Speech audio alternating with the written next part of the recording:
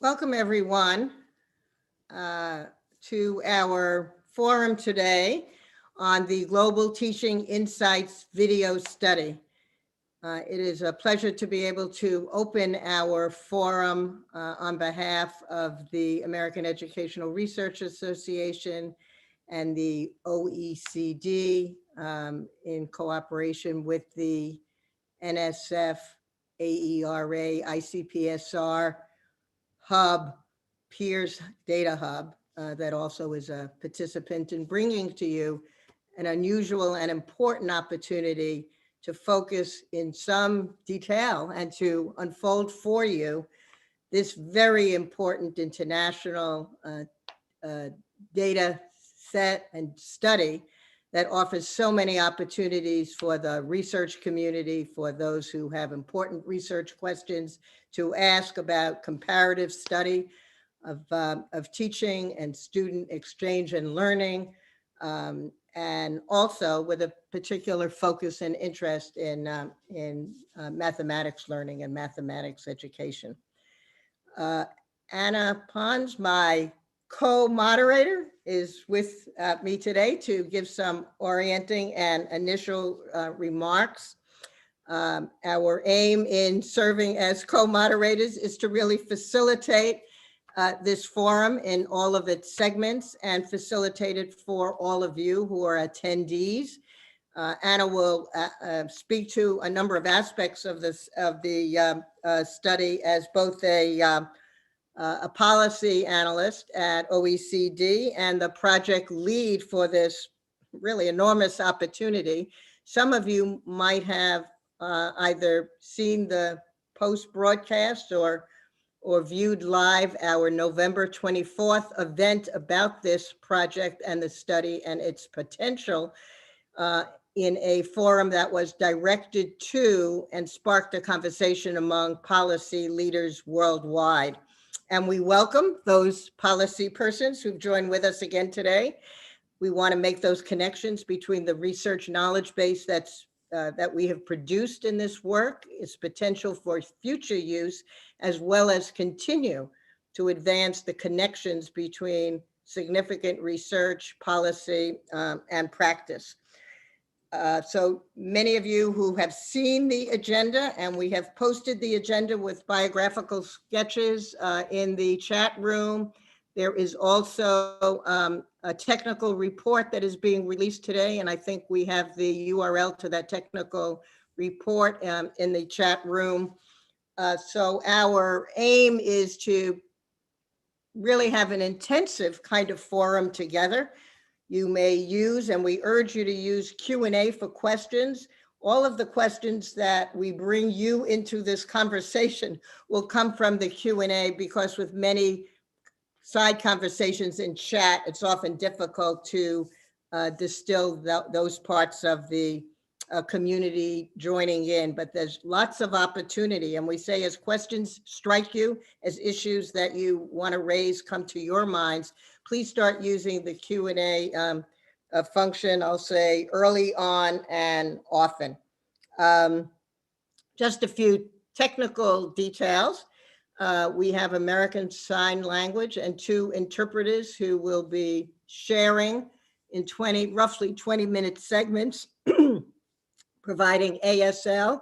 We also have live closed captioning. And so for those who would like to read the live closed captioning, all you need to do, I'm sort of doing it, which is kind of a multitasking, I suppose I should have avoided right now, but just pull up the closed captioning and you will be able to read and see it. That will be integrated into the post product when we post this. That the closed captioning, no longer live, of course, will continue to be read. So with that, let me turn this over to Anna Pons, my colleague, with whom I've really enjoyed, I'm going to say, sort of 6 months off and on of getting to know each other and finding that I have another colleague at OECD who I intend to continue to work with. Anna? Thank you. And it's great to see so much interest around the OECD Global Teaching Insights video study. And thank you in particular to you, Fevis, and your team for all the work that you've done for bringing together the research community to discuss about this unique study, as well as the prospects for further research. I'm very pleased to announce, as Fevis, you were saying, today at the OECD, we are revising the technical report of this video study. So if after this discussion, you are still interested in the study and want to know more about the methodology, do not hesitate to visit the site and read the report.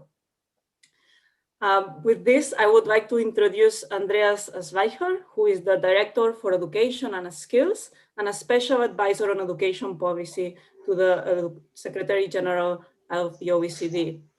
He is the mastermind behind PISA and many other international instruments that have helped policymakers, researchers, and educators around the globe to innovate and transform educational policies and practices. Andreas, over to you. Thank you, Anna, and thank you, Felice, for hosting us again. You always bring together such an amazing crowd. It's always a pleasure to work with you and AERA on this. Today, I'm really sharing, a very interesting project that we have done. The OECD for large-scale surveys. We do PISA to look at learning outcomes. We survey teachers that tell us something about, their work environment, the work organization, their practices. But there's always the classroom itself, and that has always been a black box to us. And doing classroom observation studies is not new for you as researchers. That's something that I think many people do on a very regular basis. But it's new to us. It's a new phenomenon that we engaged with through the OECD. And that's really what this Global Teaching Insights project is about, to sort of open this black box, to get a more systematic picture of this, and to understand how teaching practices relate to the ways in which students learn and also their outcomes. We've tried to build on the kind of work done by people like Jim Stigler and Tom Kane, who invested, in fact, much of their lives in developing methods to observe and also to codify teaching practices. So this is basically an international version building on the effort. We wanted to observe and document how teachers from different participating countries and economies teach. And the international variation was very important to us. Often, when you do studies at the national level, you miss out on very important observation and practices because they do not vary within the countries. They are sort of embedded, ingrained in the kind of teaching culture and practices. So we really wanted to look at this from across national perspectives. We wanted to understand how teaching relates to student learning. That's why we built an assessment into this as well. And then also to look at how various teaching practices are actually interrelated and how they relate to the context in which teachers operate.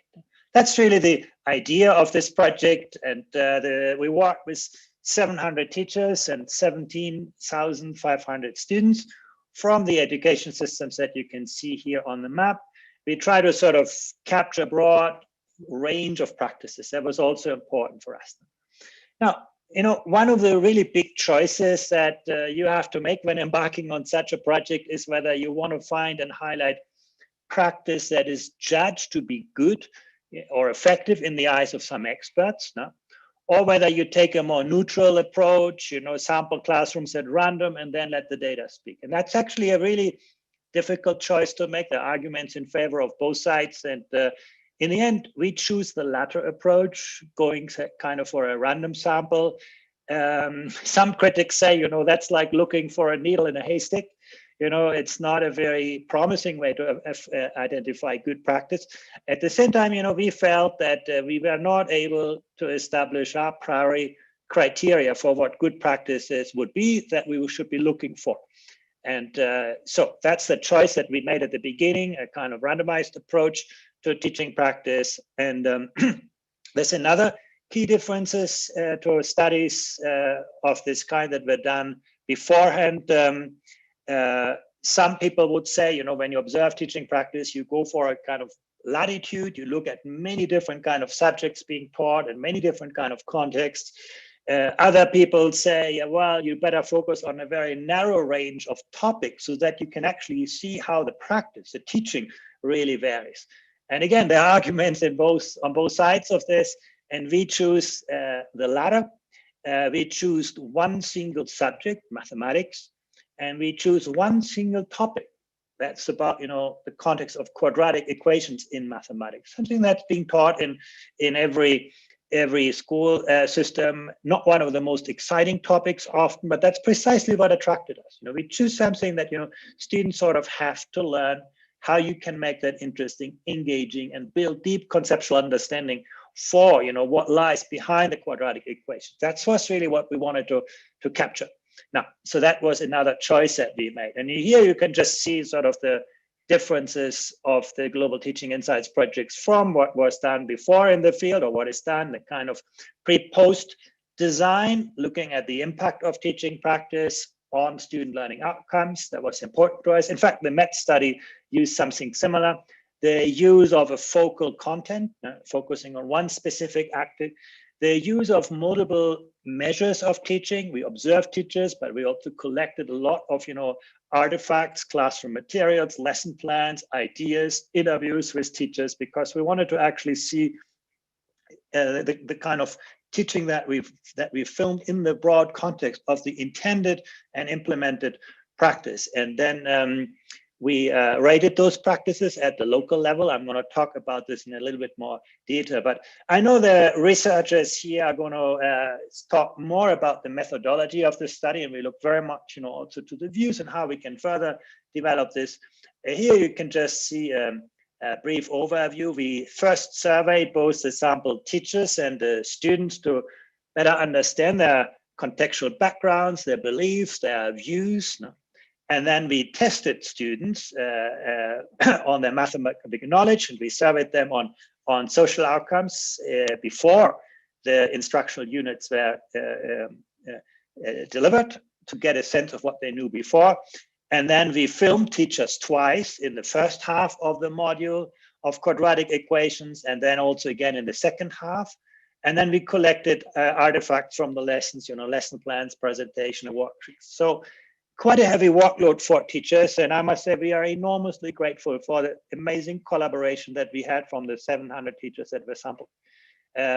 Some don't respond, that's normal, but most of the teachers actually engaged with it in a very serious way, sharing, not just, their classes when we filmed them, but also providing us with an explanation of why, they did certain things. So we really learned a lot. And I think teachers are just very, very generous with their times when you do an in-depth study. So that's, I think, something that we didn't take for granted. That was one of the big question marks, will teachers actually, invest that time and energy? And we were very sort of grateful that actually the answers were so positive to this. Now, the researchers from the participating countries then worked on a set of rubrics in each of the categories. We looked at classroom management, we looked at social and emotional support, and instruction. Now you can see that here in different colors on the chart. And I must say that the rubrics are perhaps one of the most important products of this project. Getting expert teachers from the participating education systems to work together to see whether there is, commonality across cultures in how we can actually classify and rate teaching practice. Again, we didn't start out from scratch. There were a lot of studies we could build on, but doing that across borders was a significant undertaking. I believe really one of the most significant achievements of this kind of study. So this method, this webinar today is about the methodology, not about the findings, but I want to give you a sort of a brief glance of what we could see. First of all, you could see that in general, the expert raters were more positive about, classroom management and the kind of social and emotional support for students, a little bit more critical about the quality of the instructional content. Now that comes last, is the blue part. We also see in some countries a lot of variability in the judgments on this. In some, you can see that more compressed, sort of there was more coherence in teaching practice. In others, a lot of more variability. And that, in fact, I think it is an interesting reflection on an education system, not to what extent teachers tend to do similar things in similar situations, or apply very, very different kind of ideas. The results also highlight how classroom takes many shapes, from students sitting in rows to waiting to be called by the teacher, or more interactive settings. And what you can see here is, for example, whole group instruction, frontal teaching was observed in 88% of the lessons. Think about mathematics, quadratic equations. That's probably what you expect in that context, a lot of kind of frontal whole group instruction. But when it comes to individual kind of learning, you can see that varies a lot. You go to China, Shanghai, you can see that's actually individual learning is quite dominant. You go to the next country on the list, Spain, where actually that kind of individual learning is much less pronounced. So you can see actually quite important variability in the classroom formats and the lesson formats that are being used for that very same topic. We also saw the extent to which teachers engaged with students when they encountered difficulties. Now, how did teachers engage students helping to resolve this?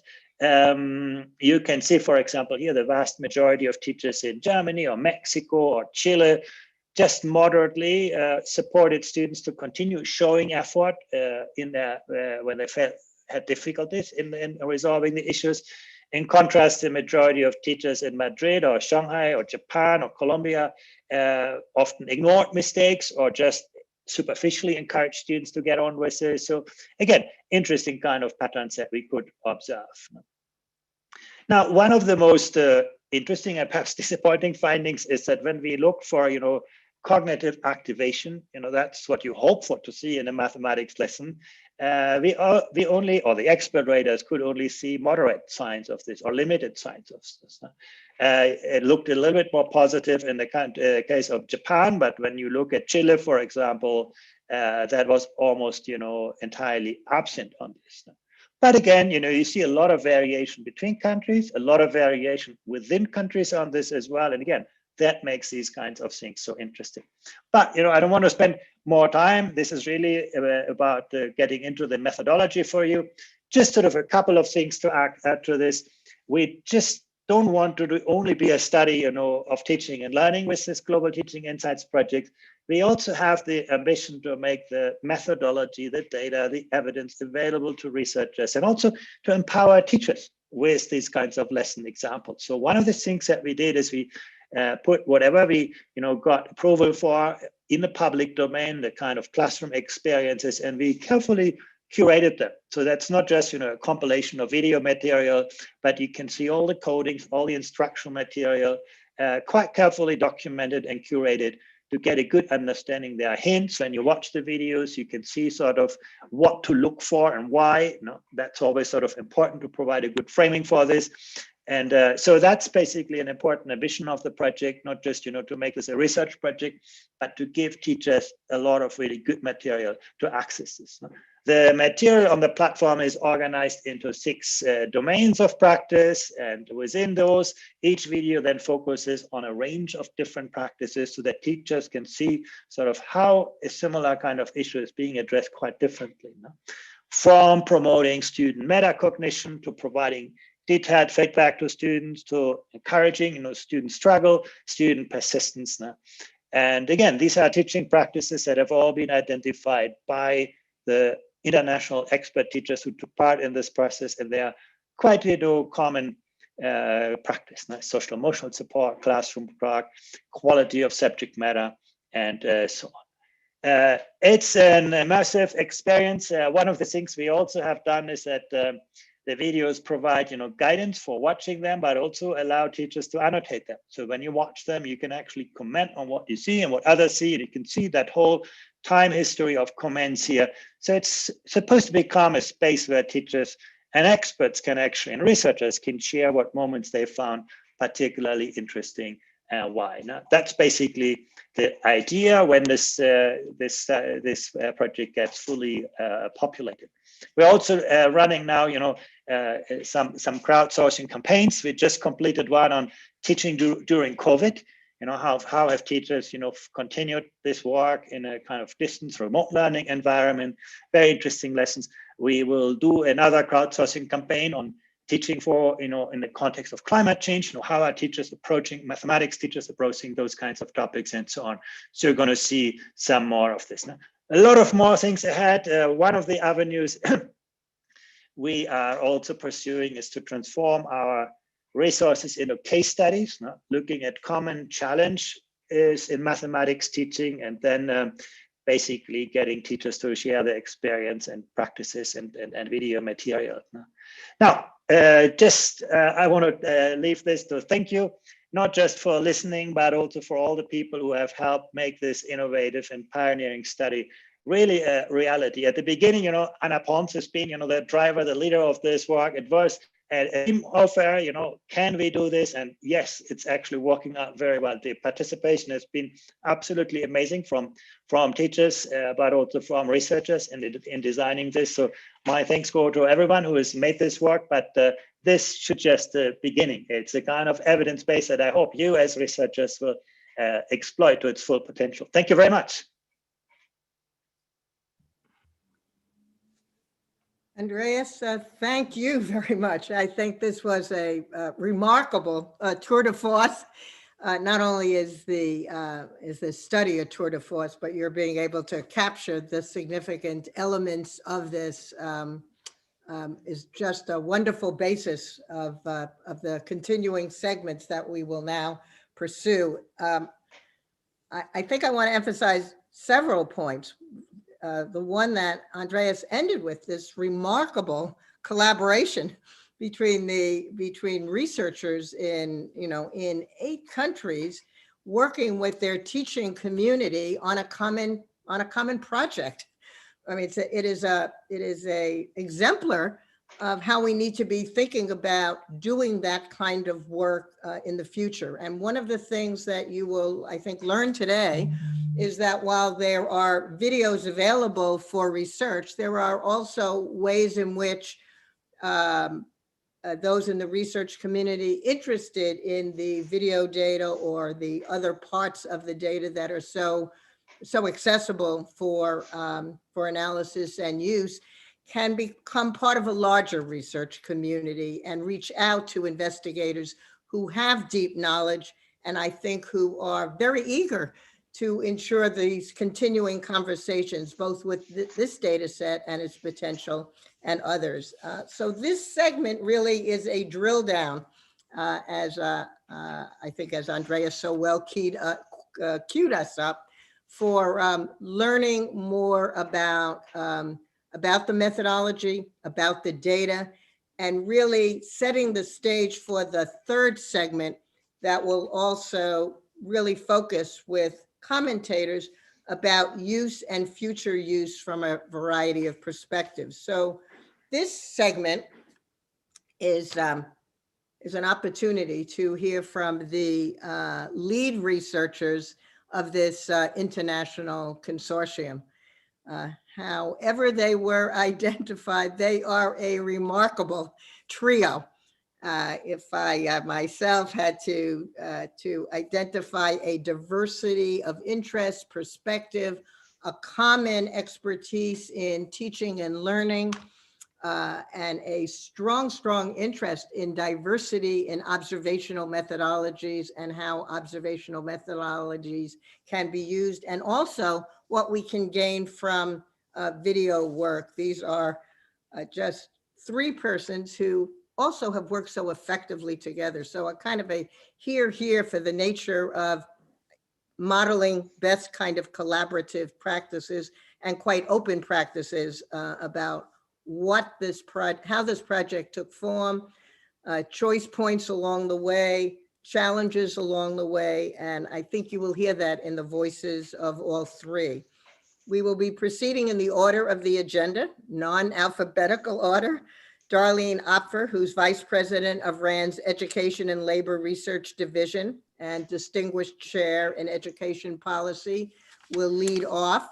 Courtney Bell, Director of the Wisconsin Center for Education Research and Professor of Learning Sciences at the University of Wisconsin-Madison, and Eckhard Kleme, Research Fellow and former Director of DIPS at the Leibniz Institute for Research and Information in Education in Frankfurt, who I suppose might even throw in that he is retired from being director, but he is the most retired collaborator I have had the opportunity and privilege of working with for many years.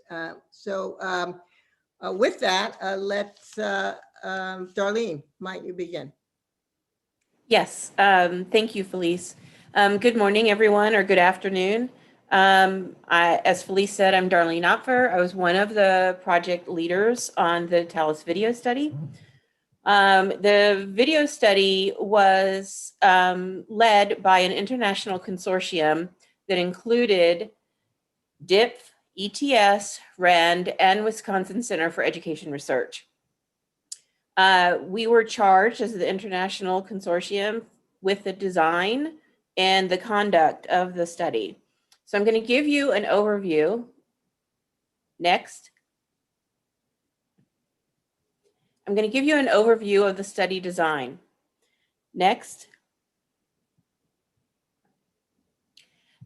The TALIS video study follows a series of large-scale international research on teaching.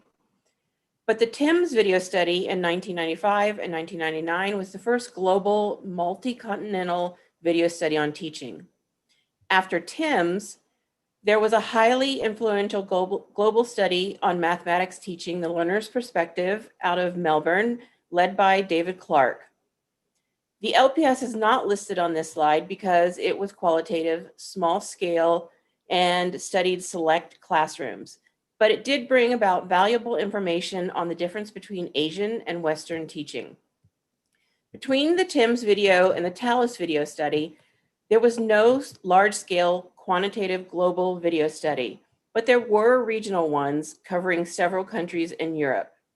For example, my colleague Eckert led the Pythagoras study, which introduced the idea of using a focal content design. There were also important methodological progress made along the way by national studies, including the MET study. So the TALIS video study that we're presenting about today is the most ambitious study since the TIMS video study in 1995 and 1999. While a TIMS video study was international and collected video in multiple countries, the TALIS study is unique in that it is longitudinal, it focuses on a single topic, quadratic equations, and uses standardized observation and artifact codes and coding procedures. It also focuses on both achievement and student social and emotional outcomes in learning mathematics. Next slide. So let me talk to you about what the project goals were. There were a number of goals, the first of which was to understand which aspects of teaching are related to student learning and other non-cognitive outcomes, and the nature of those relationships. Another goal was to observe and document how teachers teach in different countries and contexts, and to stimulate an increasingly nuanced discussion of teaching practices and valued student outcomes among educators, policymakers, researchers, and the general public. And finally, the study focused on testing the feasibility of observing, teaching, and learning in different countries using a common study procedure and protocols. Next slide. So Andreas showed this in his presentation that we had 8 participating jurisdictions. We had Mexico, Colombia, Chile, England, Madrid, Spain, Germany, Shanghai, China, and Japan. Next slide. So in designing the study, one of the things that we were really trying to get at are the nuance and aspects of teaching. So the study collects data from a number of sources, including video, artifacts, questionnaires, and student tests, as well as a teacher log. And this gives us a lot of information about the characteristics of teachers, the school context, the class context, family and peer conditions of the students, as well as cognitive, motivational, and emotional learning prerequisites of students.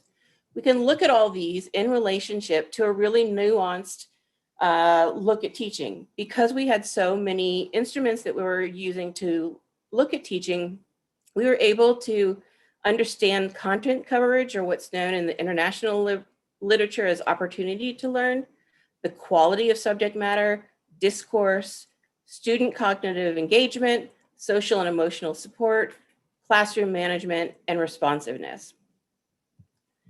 We looked at all of these things in relationship to both student achievement outcomes and non-cognitive student outcomes like motivation and self-efficacy.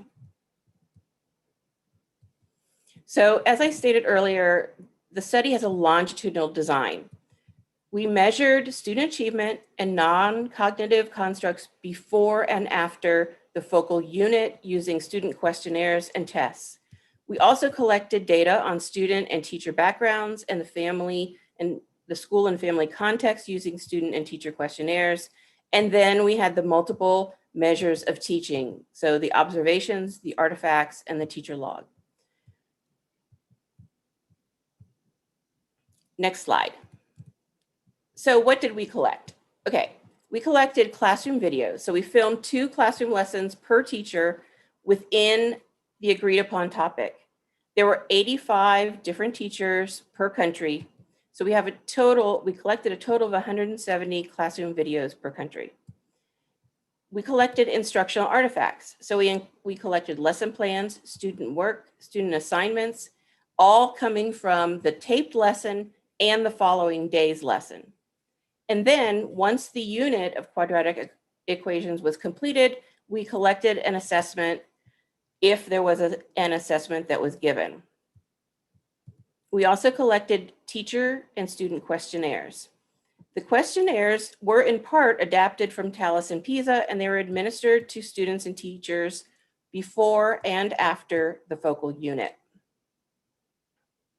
Next slide. We also collected pre and post mathematics assessment scores. The data was collected via assessments developed by the International Consortium, specifically ETS, and was administered to students. The pre-test was a general math achievement test with some prerequisite content for quadratic equations and a small amount of focal content. The post-test covered quadratic equations.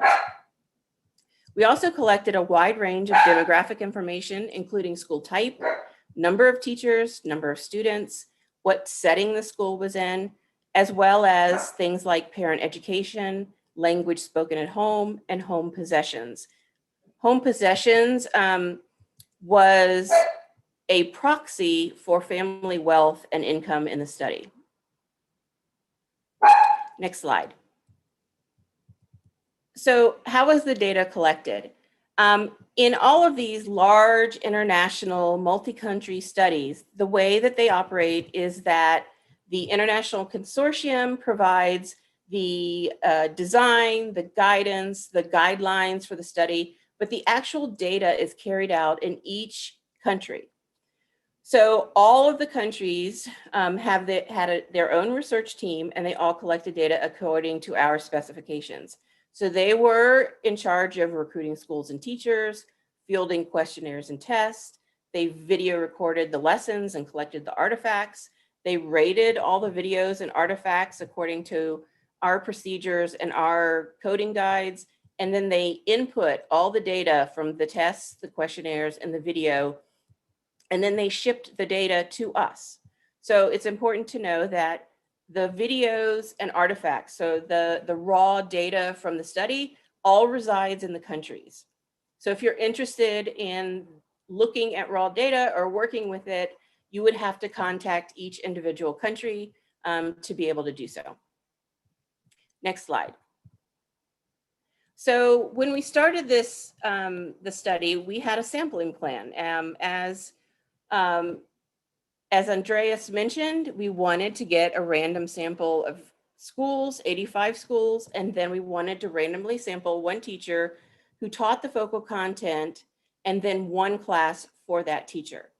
So our goal was to obtain a sample with variance in teaching and achievement, but it does not estimate national distributions. Next slide. In conducting our analyses, the main analyses for the policy report released by OECD was a hierarchical linear model. We had student achievement, interest, and self-efficacy as dependent variables. We then had teaching measures as key independent variables, and we had a number of controls, including pre-unit test scores, gender, migrant status, home possessions, scale, class averages for all of these, and a total class size control. So when you think about the design and the analysis, you should think about this as a replicated case study design, meaning that there's no simple means by country or comparisons of quality of teaching across country.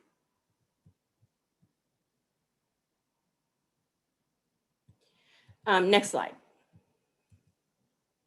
So, like all large, very complicated studies, there were issues in fielding and data collection. And the main issue for this study is around recruiting teachers in schools. It was really challenging in most countries. And so as a result, there were sampling deviations from procedures for a random sample of a population. And to give you an example of what those were, one country went completely to a convenience sample of schools, so abandoned the random sample. But most countries in the study, instead of following our procedures where you random sample a school, you contact the school. If the school says no, then you go to the backup school. Same thing in the school, we random sample a teacher, you approach a teacher, the teacher says yes or no. They say no, you go to the backup teacher in that school. Instead, what ended up happening is that countries would invite multiple schools at the same time and multiple teachers at the same time, and then they kept in the study the first school and the first teacher to agree to participate. Another thing that you should be aware of if you want to do any secondary analysis of the data from this study is that in Madrid, the pre-tests and the post-tests and the pre and post-student questionnaires cannot be reliably linked. So something on the ground in Madrid happened where the unique student IDs we had given them got mixed up. And so those pre-tests and post-tests do not necessarily align for the same students. Beyond these sampling issues, fielding issues were actually relatively minor, and they tended to be singular events, such as a fire drill during the taping of a lesson. But as Andreas mentioned, the burden of this study was very high on teachers. And it was made higher because some countries did not use school liaisons, as we had suggested, to collect the data, and instead relied on the teachers themselves to collect all the data. So with that, I'm going to turn it over to Courtney Bell to talk about observations and artifacts. Thank you, Darlene. Good morning, afternoon, and evening to everyone. Darlene, we got to hear the puppy, and now here in Wisconsin, everyone gets to hear the train. So this is the joys of being on Zoom, I guess. I am going to provide you with a very brief and high-level overview of the observation and artifact systems that were developed for the study. There were so many fantastic co-developers and advisors to the study. I'm going to have to send you to Annex A of the policy report where there's a snippet of it here so that you can see by country who participated in this work. There were, of course, observation and artifact team leads. The observation team leadership came from ETS with myself, Margaret, Heather, and our colleague Mariana, who's just finishing up her dissertation at UCLA. I also have to acknowledge the seminal contributions of Dan McCaffrey and Catherine Castellano to the work of the observation team. There was leadership from RAND on the artifact development and deployment from our colleagues John and Brian. If you consider using the codes, which are in fact in the public domain and are available through links that others will share, it's really important to understand the kinds of claims you're going to be able to make, which Darlene provided some information about. But part of the way you're going to understand what kinds of claims you can make from the codes is to understand why the codes wound up the way they wound up. So first and most importantly, this first box only applies to the observations. The observation codes were designed to capture interactions between teachers and students. And this means that the observations codes take account of both teachers and student actions. The second design principle was that we would track rare events if the participating jurisdictions felt that those events were critical in their national context. So for example, we needed to be able to track the use of mathematical software in the classroom, even though that was a relatively rare event, or links between quadratic equations and other areas of mathematics. We also knew going into the work, and this was a groundbreaking piece of the work, that we would have to train and monitor raters from a train the trainer model. What I mean by that is that the international consortium would train the master raters, they would become certified, they would take those same materials and go train their country raters on timelines that worked for those countries. To our knowledge, this has never been carried out, this type of train the trainer model in a multinational study, but the codes and the materials were developed with that in mind. A fifth kind of design principle was that we needed to capture within country variation. You saw that variation in Andreas's slides. We needed to be able to capture that across classrooms within a country and then across countries. That is one of the reasons why we had to do this iterative code development, which I'll dig into in a moment on the next slide. And then finally, the last sort of main code development principle was we had to balance cost and burden. Darlene mentioned how burdensome this is, both for the national project teams as well as for teachers and students. So what that meant in the codes was that the videos had to be able to be rated with mostly the video in front of them and not a heavy reliance on those artifacts that we collected.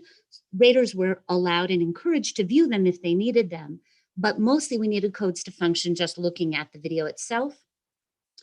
And unlike the tradition in the United States where we study artifacts and we often collect student work and teacher commentary on that work when we look at an artifact in order to rate it, there is neither student work nor teacher commentary collected here in this study. A word on the need for the development of codes to be iterative and collaborative. If we start in the upper left-hand corner of this slide, we began with a number of research reviews in both teaching and in measurement. The International Consortium then took that information, potential codes, other people's instruments, and drafted a set of codes. Those codes were then tested by the International Consortium. The countries face-to-face took a look at that version of the codes, also using videos and artifacts from each of the countries. Then experts took a look at that version of the codes. That's an entire cycle. Those cycles happened iteratively over a 2-year time span. And by the time we went to go do the main study, we were on version 5 for the observation codes. So all that iteration and collaborative work around the globe resulted in observation systems that have 6 domains. They're listed there for you. You saw them in some previous slides. I won't read them to you. There were components that were scored on a 4-point scale. That's the middle column. You will notice that there's a symmetry there. 3 components go up to a domain, and that was intentional. Those are all rated on a 1 to 4 scale, and they were meant and designed to be aggregated up at the domain and lesson level. The indicators, in contrast, are scored dichotomously, with 3-point scales, with 4-point scales, just depending on what the nature of the indicator measured, the scale mirrored that, and they were never intended to be aggregated up into domain scores. The artifact system, again, uses components, but these components behave more like the indicators in the observation tools.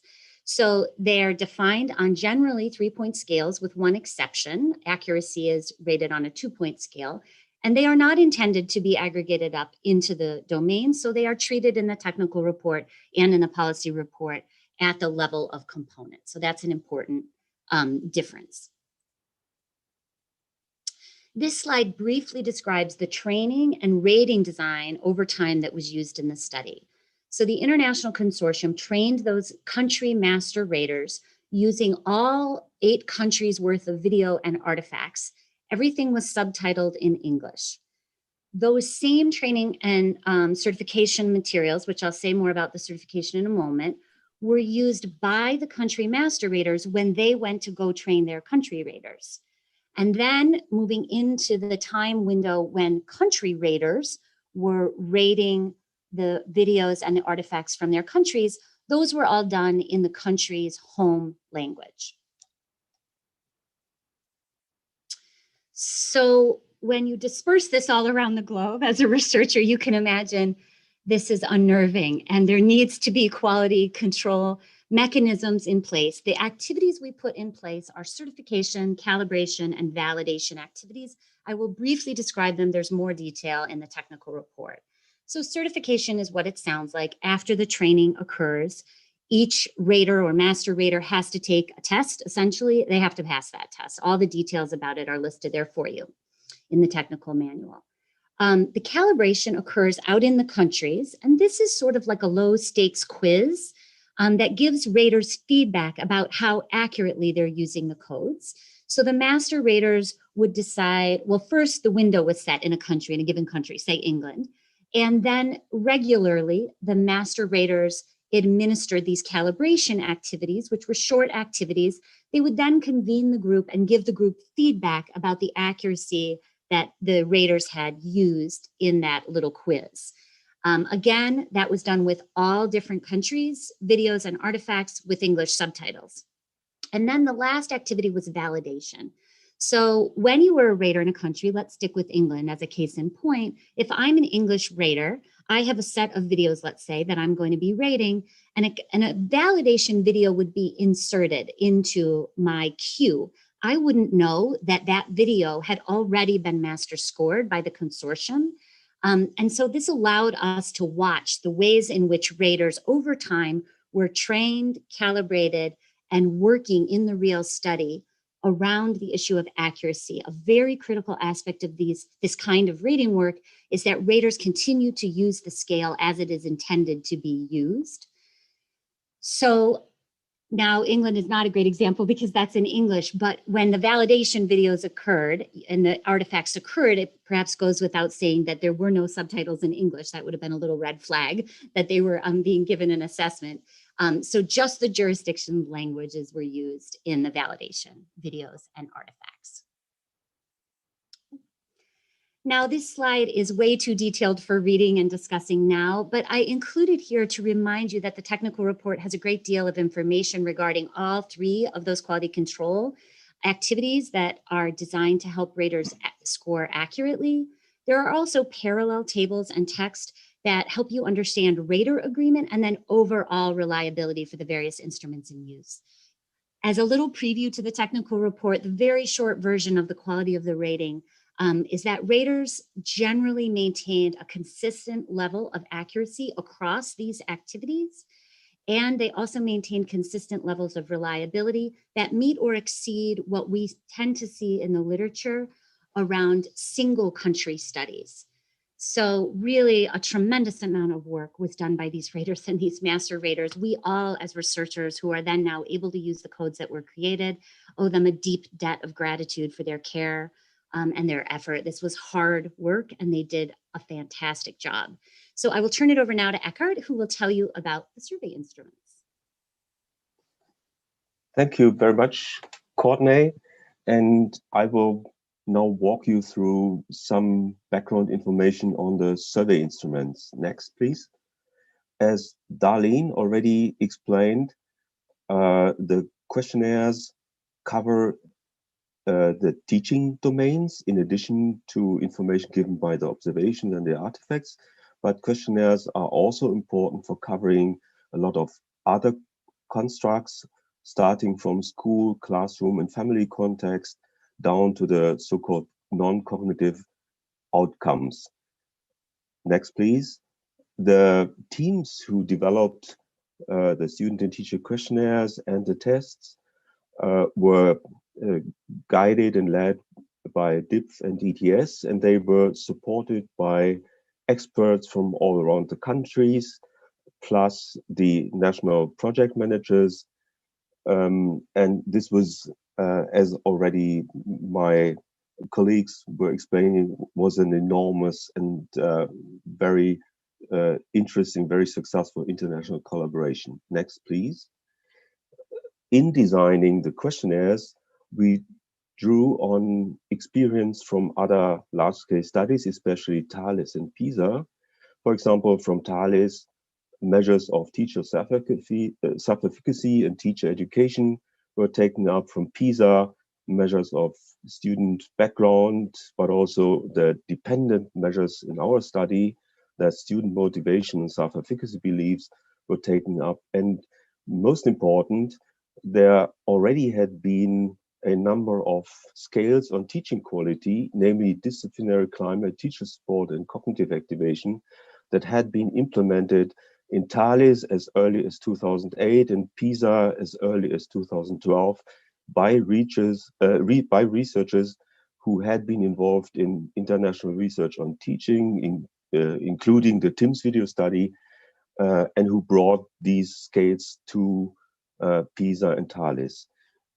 In TALIS video, in addition, we were using new material based on existing research, such as a scale on teacher enthusiasm, and different kinds of measures for student interest.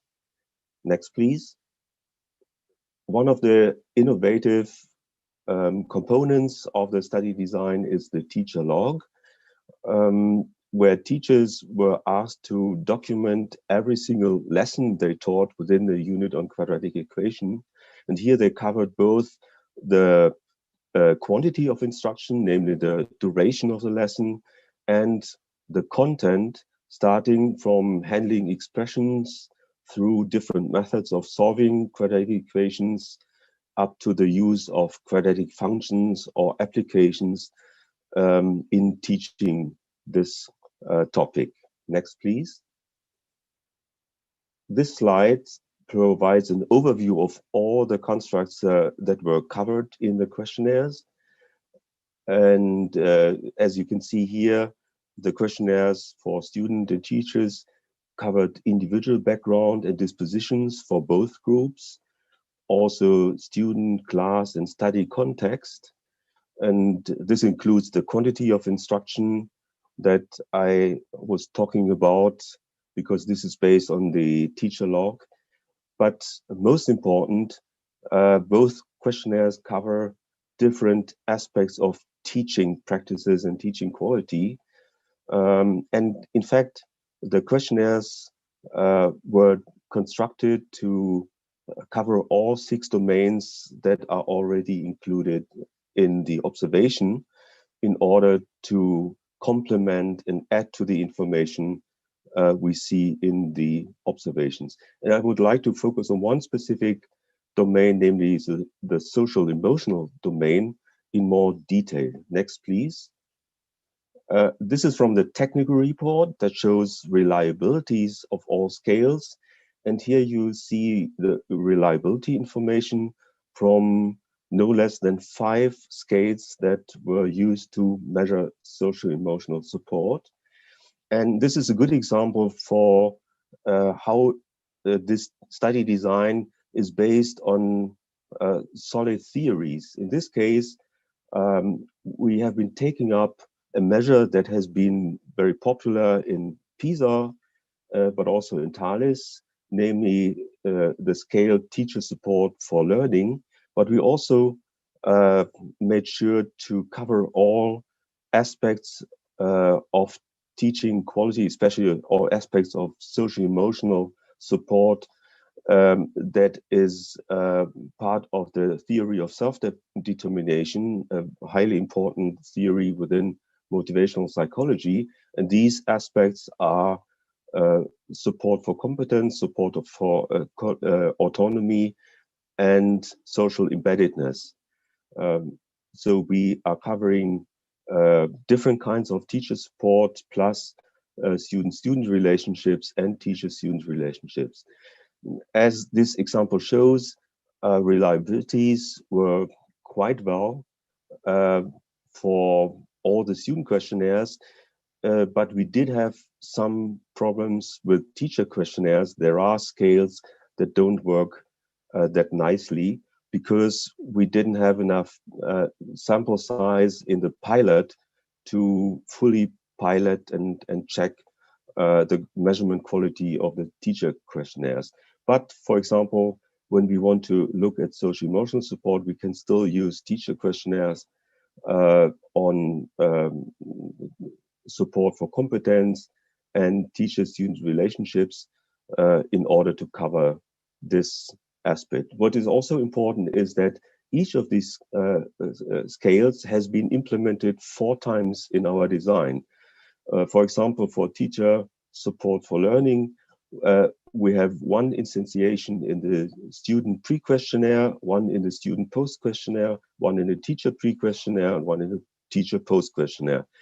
And this, of course, provides a lot of opportunities for further analysis of, for example, changes in teaching quality across the unit. Next, please.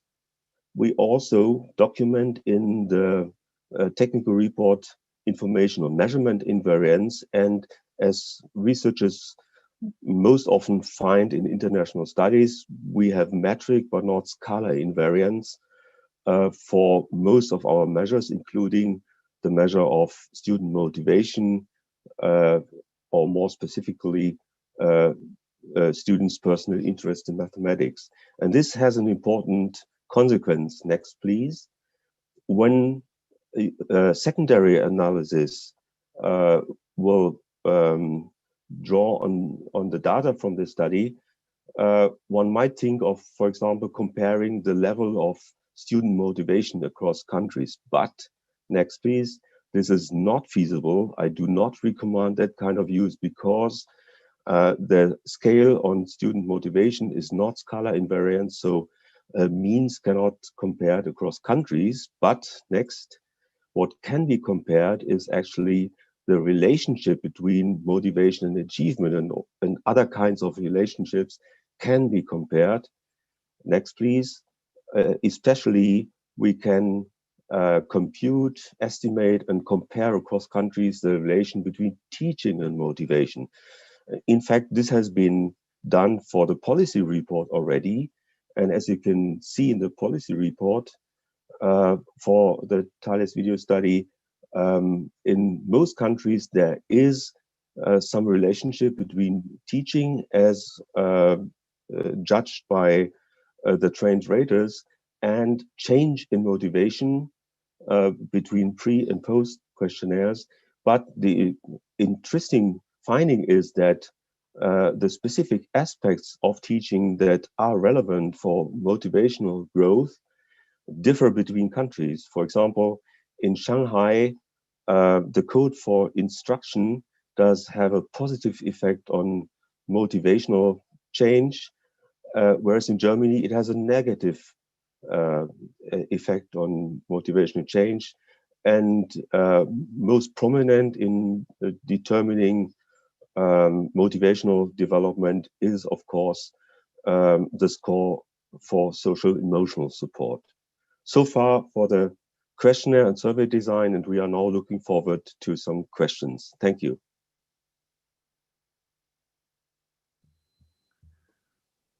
Let me just say we'll take a few questions from George Wimberly, AERA's Director of Professional Development, who's been looking at the Q&A and trying to synthesize issues most of concern or of interest in clarifying issues with respect to the data, the methodology, and then we will turn to our commentators. At the most macro level, I want to emphasize the significance of really this collaborative international work. You know, the many, many investigators, the care and the precision that went into this at the micro level, the transparency of what we can see just in these tables, the work that was done to really have the coders code and interpret the classifications in similar ways, and the transparent reporting of that is such an asset, an illustration of that kind of asset for the not only for the integrity and the quality of this study and what it has produced, but also for users of the work. And I suppose one other aspect that really came from Andreas through all three presentations, is that the macro level, the number of issues, not only the multiple methods of the various forms of data available, but the scope of the issues, the themes, I suppose, that this project embraced. And in that there, I don't want to say there's something for everyone, but I keep on wondering, and when is my sabbatical? You know, it's really an exciting opportunity, and we hope to ignite the research community with a range of interest and problems and projects. George, are there a couple of questions here that would help clarify things at this point before we bring our commentators and their research perspectives to the table? Great. Yes, there are. There are a few questions here that people are putting into the Q&A box, question and answer box. First of all, just more of a general clarification. Can someone speak to what, or if any of the actual video data, videos themselves actually are available for researchers? I can take that. So the OECD does have the Global Teaching Insights library, but they are clips. They're not whole lessons. As I said in my presentation, the countries hold the video. In most countries, they are available for research, but you have to contact the person who is the national project manager to get access to them. It is not the case that all countries are making it available, but some countries have said they will. Great, thank you. That's why that Appendix A sheet, but we'll provide that to all attendees. We'll send that information out. The reports are really wonderful assets, but we'll send that information so that you know the vast number of investigators involved in the 8 locations. Another question that's come up is this: how have these 8 countries been selected, and sort of the why these countries have been selected? And also, are there plans to have future studies with additional countries? Maybe Anna or Andreas could answer that question. Actually, yes, the countries have been OECD countries to take part in this first round. Anna, can you clarify that? I think Andreas' voice sort of communication slipped. Can you?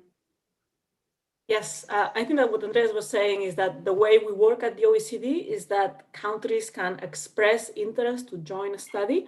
And these were the countries that decided to join this innovative study. I don't know, Andreas, whether you want to, now I see that you're back. No, that's fine. George, maybe one more? And then we'll... Yes, another question that has come up, and this came up around the questions around the coding of the data and validity, is how are you taking into context the school and country context issues around language, culture, socioeconomic status of schools and teachers? And George, the question is specifically about how the codes take that up or how the study takes that up? Can you speak to both? So the study takes that up in a number of ways. When we look at the regressions, I'll point people to the policy and technical reports. You heard my colleagues and Andreas as well mention some of the information that was collected at the country and school level, also classroom level with the questionnaires for the teachers and the students. So there's quite a lot of information, and for predictive relationships, those are taken up in regressions. So you can take a look at that. The codes themselves were developed. This is kind of one of the tricks about how do you develop a set of codes that 8 countries worth of teaching experts can agree reflects something they believe is core in their country to teaching and learning. And so the way that we did it, I'll give you the example of warmth in the development cycle. So for example, in the observation codes, when we were working on early iterations, we wanted to measure the like literally like a warmth. I don't know how that translates for people that are working in other languages, like a social affect of warmth that teachers and students sometimes exhibit to one another. And so instead of having warmth be written in the rubric, which has many, many different interpretations, we tried to force ourselves as a group of global colleagues to come up with the behaviors we could agree would count as warmth. And I'll give you an example of one that wound up not counting and came out. So one thing that you could see in some classrooms in some countries would be, for example, a teacher, if a student was upset or frustrated about their work, or maybe just was having a bad day, these are, early adolescents and teenagers for the most part, then the teacher might put his or her hand on the child's shoulder or hand or desk, or be physically close to them and touch them in some comforting kind of a way. That would be a behavior that is an example of warmth. But as we discussed that and we looked at it against videos, some of the countries were like, oh no, we definitely cannot have physical touching count as warmth, because in our country, that is a big no-no. We're not allowed to do that. That's not a desirable practice. So one of the ways those iterations helped us was to really map the words in the rubric onto behaviors that would count. From the validity side of that, I can just say, as a person who studies teaching, there are some things that are lost in that. We can't kid ourselves, right? There are things that will be lost in that. And that is one of my greatest hopes, is that researchers use the codes, use the video data in the respective countries so that they can go back and do analyses that are more nuanced than what we were able to do when we had to design a set of codes that would do all those things that I said on that slide. There just are trade-offs when you design tools that way.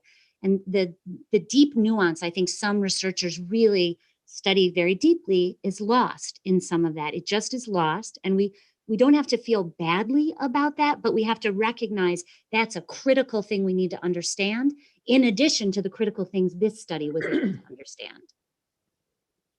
So let me turn it over to Anna and bring all of our commentators, I think, if your videos are off, come join our community, because I think that actually sends the signal of how we want to move forward and collaborate together, both with respect to these data and even doing the kinds of things of replicating these codes in other micro level studies that others might pursue with parts of or issues within this bigger project. Anna? Thank you, Feliz. So yes, now it's time to hear other voices and to see how this research study squares with other international video studies. And we've got a fantastic group of panelists. Let me first introduce them, and then I would like to ask them to give us in a short overview from their own vantage point about this study and the prospects for further research. I would like to start with Jorge Manzi. Jorge is a professor at the School of Psychology of the Universidad Católica in Chile, and he leads the MIDE Measurement Center. He has extensive experience in the development of measurement instruments, and in particular, he's the mastermind of the teacher evaluation in Chile. And after Jorge, I would like to invite Frederick Weun. He's the president of the International Commission on Mathematical Instruction, chair professor in mathematics at the University of Hong Kong, and he's also the dean of the graduate school there. He has participated in similar international video studies like TIMSS, that has been mentioned a few times today here, and also the Learner's Perspective study. We also have here today Mareike Kunter. Mareike is the director of DIP, where she heads the Teacher and Teaching Quality Department and professor of empirical educational research at the Goethe University in Frankfurt. She is an expert on teaching quality and teachers' professional competence. We also have here today Kirsti Klette. Kirsti is a professor at the Faculty of Educational Sciences at the University of Oslo. She's the director of Quality in Nordic Teaching, KIN Center of Excellence, and she's currently investigating how instructional practices in mathematics, language, and arts impact student learning, and also summarizing how classroom video documentation can help us understand teaching quality. And I would like to mention as well that Kirsti was the author of a blue paper that the OECD commissioned 10 years ago when we started thinking about doing a video study. We also have here today John Starr. John is a professor of education at the Harvard Graduate School of Education. He's an educational psychologist who studies children's learning of mathematics, particularly at the secondary school years, and he's investigating instructional and curricular interventions that might promote the development of mathematical understanding. Before passing the floor to Jorge, I would like to say and thank John and Kirsty because they were part of the technical advisory group that together with other researchers such as Heather Hill, Bob Pianta, Pam Grossman, Anne Frenzel, and many others gave us advice during the entire project, the entire video study. So thank you to you. And now over to you, Jorge.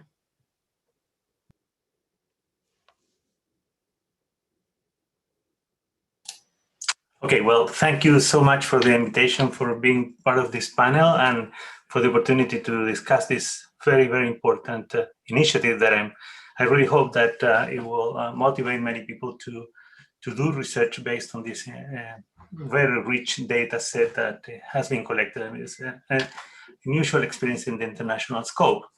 I've been invited to comment this based on the experience of the teacher evaluation in Chile, where we have had since 2003 a system that includes a portfolio as well as a video of a lesson, a single lesson for all teachers who are evaluated every year. Teachers are evaluated individually every 4 years.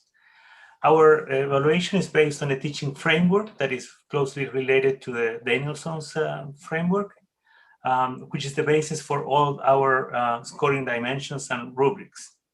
And we have to use these dimensions in all subject matter. So there is an additional challenge for us, which is to adapt this framework for a very different context.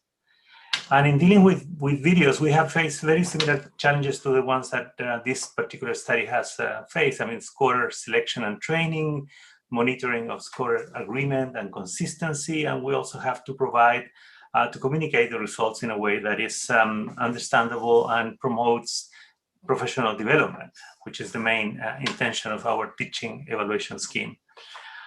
We obviously are constrained by the size of the limit in a nationwide assessment. We can only, unfortunately, take one lesson, and we do the best in terms of having 2 scorers for each video, but we can, at this moment, we are doing that with 30% of all videos, obviously with many additional precautions to improve the score agreement. Now, in terms of the actual implications of having an initiative like this, I mean, in Chile, this experience has led to consequences in terms of policy, in terms of research, and in terms of improvement of teaching. All of them are very relevant. In terms of policy, from the beginning, we have the evaluation has identified strengths and weaknesses in our teachers. Some of which are very already visible in the data set that Andreas presented, or in the results of Chile in that context. And those initiatives have mainly focused on improving teacher training. But also, because Chile did not have a teacher professional career, this evaluation motivated to the development of a teacher professional career, which was approved in 2016. I mean, it may be unusual to see that in our case, the teacher evaluation preceded the definition of a professional career. In terms of research, I have to say that the evidence based on teacher evaluation, in particular the videos, was available for research purposes, especially for the teachers who signed an authorization for those purposes. And about 80% of teachers did that. And several studies were carried out addressing many different questions. I mean, especially in terms of, about teaching in different subject matters, as well as the social-emotional management in the classroom. And some of these studies also provided evidence for the validity of the teacher performance evaluation. I have to say that those studies, which were very active about 8 years ago, have declined based on new regulations in terms of the access to those data and some ethical concerns. So we are not experiencing the same situation now. And finally, I think I'm over my time. I have to say that in terms of improvement of teaching, this is also a relevant experience in which we have witnessed that some of the, especially initial weaknesses, for example, in terms of the structure of the class, have been dramatically improved over the time. And we also have an experience with producing a video library with experiences of good practices. Sorry for the time. That will be my first. Thank you, Jorge. Over to you, Frederick. Hello, everyone. Thank you for this opportunity to learn about and comment on this very interesting and rich project.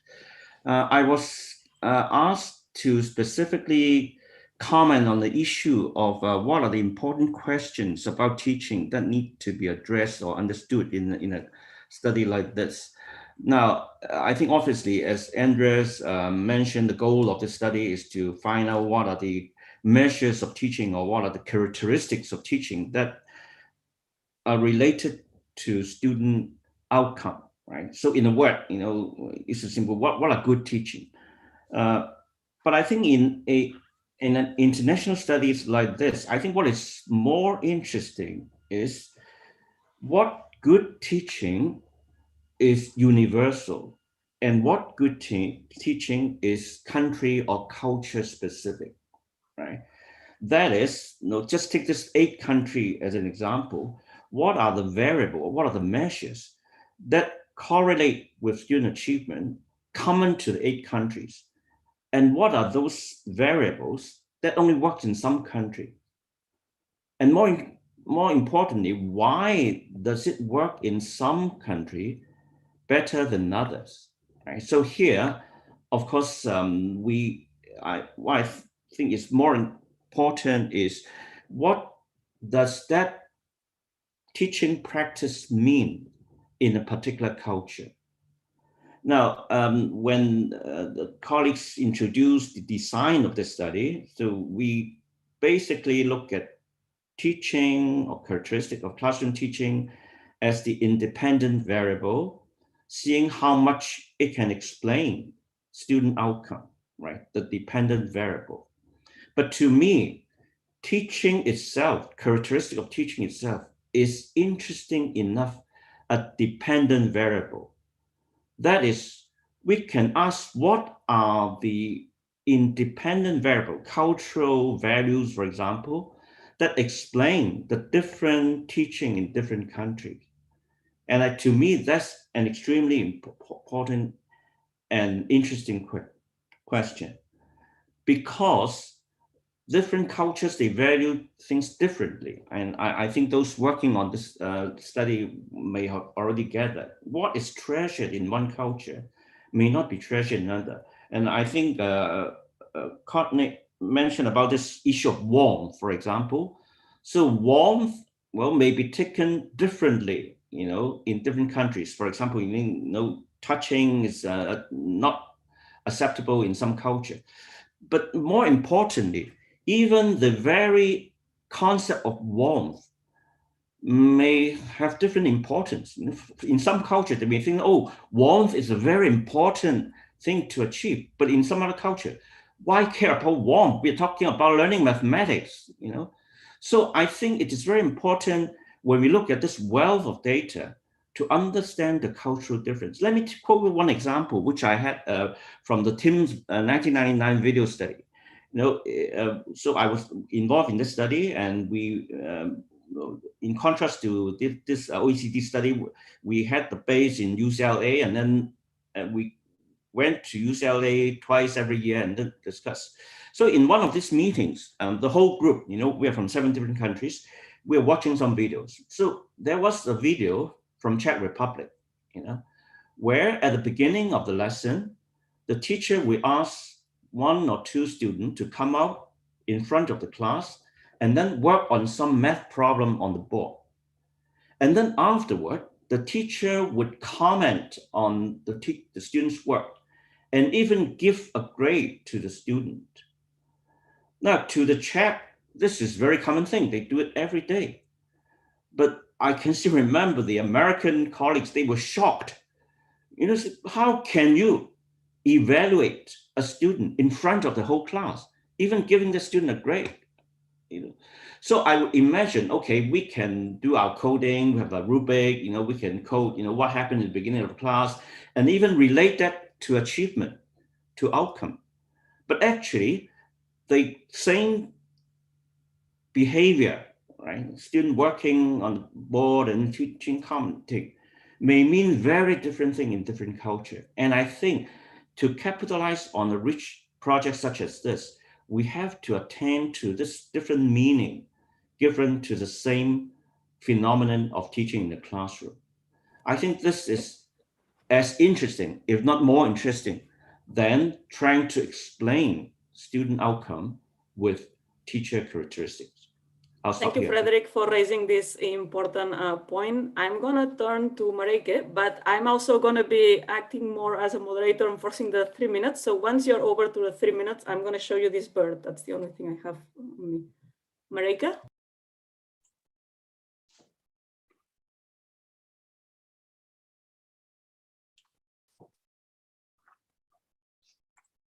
Your mic. You need to mute yourself. Yeah, unmute. Okay, thank you. I hope I can keep my time. So I'm really honored to be part of this event. I actually started my academic career as part of Germany's team for the PISA 2000 study, and I've also worked with the TIMSS video data. So I have some insights into the challenges of international studies and also the challenges of video studies. And I just would like to say that I'm very impressed with the work that has been carried out with these studies. And I would like to comment on 3 things where I think this study really stands out. And 2 are conceptual or theoretical, 1 is more methodological. So first, I think the study is a very valuable addition to the regular large-scale studies that investigate teaching, because it targets what I like to call deeper level processes of teaching, or more the quality of teaching.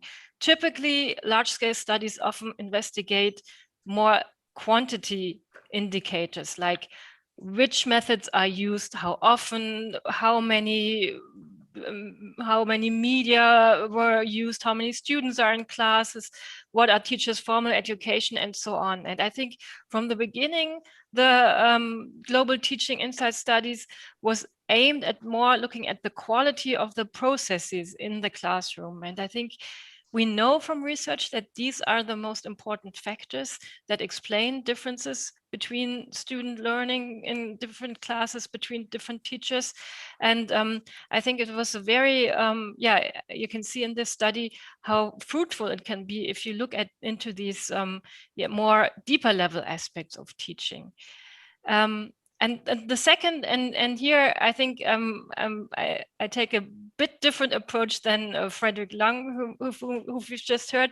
I think the study showed very well how across cultures and also across disciplines, because that's something I think we haven't remarked yet. I mean, we have psychologists, educational researchers, people from math education, and so on. They all work together in this study, and across cultures and across disciplines, they found a framework that they agreed what the important features of teaching are. And I think from what I heard, it required a lot of discussion. It wasn't always easy to come to an agreement, but in the end, you agreed on this. And I think the framework that you provided here is very encouraging, and it's also something to build on, perhaps also in other domains. There's one thing to it, however. I think you all agreed theoretically what the good teaching is, but now the data or the results of the analysis were somewhat disappointing, because the good teaching didn't seem to be very effective, or you couldn't find the results. So I think this is something puzzling where we also should think about what this means. And my last point is a methodological aspect. I think the study is a wonderful example how you capture teaching with a very good methodological approach. So the study combined very many different perspectives. We have student ratings, teacher ratings, the artifacts, and we have the video observations, and they were rated in low inference ratings, high inference ratings, and I know Eckart's, I'm almost done, Eckart's lab also qualitative analysis. And I think this is a very good example how you need different perspectives to grasp the complexity of teaching. Thank you, Marike. So the debate is starting, and that's what's coming after these introductory remarks. Now it's the time for Kirsty Kveta. So thank you. And again, like the others, thank you for giving us this opportunity to discuss these really interesting data across countries and around the world. So I'll provide comments on the opportunities to do research in 3 directions. And one is, of course, further research on the existing materials in terms of the scores and data sets made available. And I think maybe one possible way would be to do much more targeted, discrete, and sophisticated analysis, where we move beyond average and aggregated scores and much more into some key elements, like, for example, the element of instructional quality, and especially the quality of subject matter and student cognitive engagement across the different countries, and link that to, for example, time management aspects. In that sense, all the findings represented so far is rather familiar. In that sense, I'm not surprised of the findings. And this is a little bit strange due to the composition of the countries. So there's something about reporting on such an aggregated level that maybe sort of lose the devil in the detail to some degree. So more sophisticated targeted analysis based on especially the areas of quality of subject matter, student cognitive engagement, and assessment and responses to student learning. But then also to use the initial data to do new and additional analysis, and, for example, apply new frameworks to them, and more qualitative analysis. And, for example, we have done such endeavor across the Nordic countries using the same data sets and frameworks. And we looked at, for example, lessons with a high score, and looked, are they doing something else which is not captured to the specific framework we applied to it. And also, I think it would be interesting to look at the sequencing of the lessons into different time chunks, and maybe use meaningful activity chunks as a different way of analyzing the data. The second one is, of course, and maybe the really power of these data in comparison with the research opportunities, is the teacher learning, teacher collaboration learning opportunities. And these representations of classrooms are beautiful models for think explicitly and targeted in teacher training and teacher professional development, as well as also teacher researcher collaboration. In that sense, the frameworks and the common language and the rubrics provide us with a common floor to agree, but also to disagree. And, for example, we're using these data in teacher education in Norway, and we score just the same way on a very sort of large way as you showed from the Thalys video study. That means, for example, that quality of teachers' feedback in Norway are really low. So we used it as a way of target future teacher candidates to be strengthen their practices when providing feedback. And it do exactly the same in terms of collaborating with teachers. And also I would add a third one, actually to use this and start discussions with the students. Ask them to look at the videos and watch them, discuss it with us. Why do they think this is an excellent video or not? And of course, it's wonderful opportunities for methodological development with using observation protocols in different ways. Thank you. Thank you, Kirsty. I'm sure that the audience has really enjoyed and taken note of all your concrete suggestions. Now it's the time for John. John? Hello, everyone. I am so interested in this study and find the results to be promising in so many respects. I feel fortunate that I've had a chance to participate in the design and in the implementation process of this study from the beginning, and I certainly look forward to some further analysis of the data. I'd like to make some brief comments now that are really focused on the mathematical quality of the teaching that this study has and can illuminate. So first, in the early stages of planning the study, I found it to be very interesting to try to identify a mathematical topic from the secondary math curriculum that was common across all participating countries. This was not an easy task to find such a topic that everyone agreed upon. And certainly this process revealed interesting similarities and surprising differences across countries in terms of curricula. But the topic of quadratic equations that we ended up choosing here is a very fine topic for investigation, in my opinion, for the following reasons. Mathematically and curricularly, this topic nicely illustrates the challenges that teachers of secondary mathematics often face. The secondary curriculum lies in between, on the one hand, the arithmetic curriculum that we mostly see in the primary grades, which tends to involve more concrete explorations, which is mandated for all children in most countries, and where we've seen worldwide some very interesting developments in terms of teaching quality, with, in many countries, a move toward more student-centered teaching.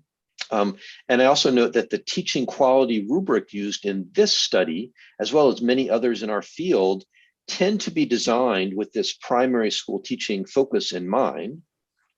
But on the other hand, the secondary curriculum is also in between the primary curriculum and the university math curriculum, which tends to be more lecture oriented, is necessarily very abstract mathematically, and is only pursued by students with the greatest interest or aptitude in mathematics.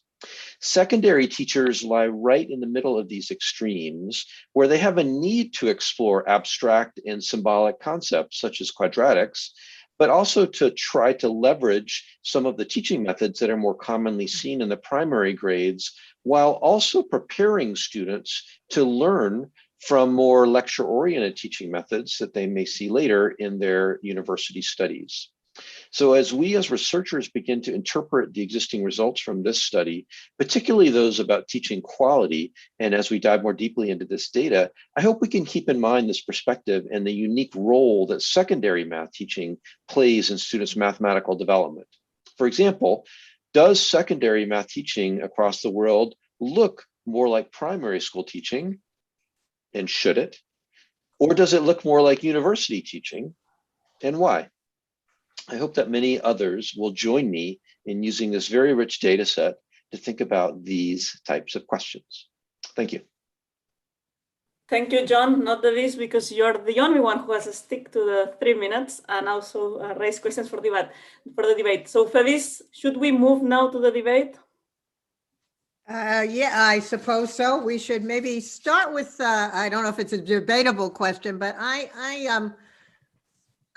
anticipate that many of the attendees today and those who see the video of this subsequently, who aren't connected to teams or big groups that represent slices of this issue, like research in mathematics or socio-emotional development, might benefit from a touch and feel about some of the networking possibilities, some of the groups that exist where we can even provide some information about how one contacts others as an isolated investigator or perhaps working on a local collaborative project worldwide to a comparative stage.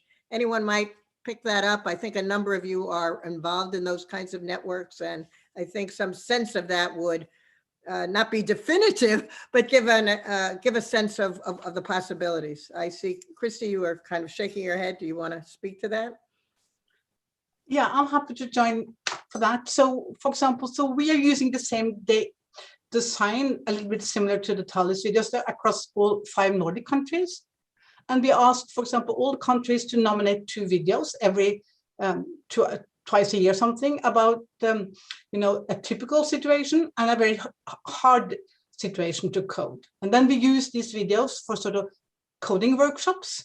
And it's extremely interesting how we sort of can share and sort of dig into, and actually also to get agreement, Frederick, about, you know, there are some critical aspects that we all agree on. So in that sense, I think the videos together with the rubrics and the observation scoring system push our understanding of where we agree, but also where we disagree. So that's a nice way of using these videos. And I would really like to use them also towards policymakers, for example. Lisa, I'll speak up and just offer that I know that through WERA,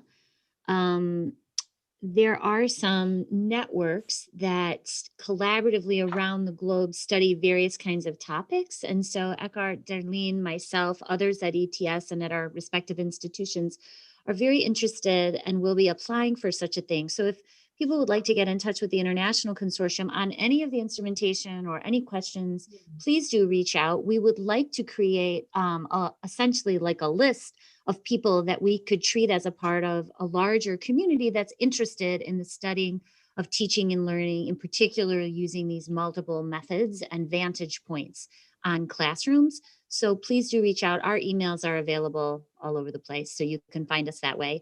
But Felice, if you'd like, we can give you very specific details you could include for the participants. That would be very helpful. And the reference to WERA is the World Education Research Association, and we created the what we call ERNs, International Research Networks, of persons who haven't been working closely together that represent earlier career and more senior scholars to work on activities that the doing of that can contribute to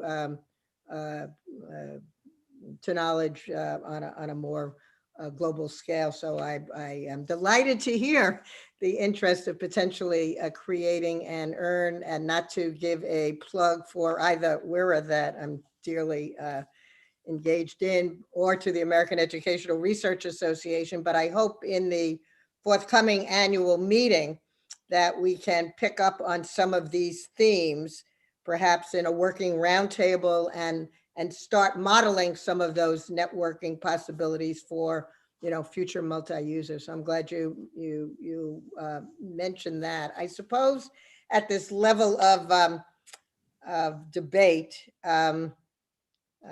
others might want to chime in as to or add your perspective as to the as to whether the 8 participating locations are, whether this research is indeed more particularistic and should be examined at a more particularistic level, or whether, I suppose, that tension between the commonality of findings. I thought the first set of presentations from our co-leaders were really on that point about areas where there was greater potential. And I suppose we all recognize the value of multi-level research, but others of you might want to chime in on that question. As Anna put it, that's the debate. So is there are there other voices on that? Might you have wanted to pick up on that theme and added comments? John, in mathematics education, I suppose, is this a kind of a tension in the international community of scholars doing mathematics work?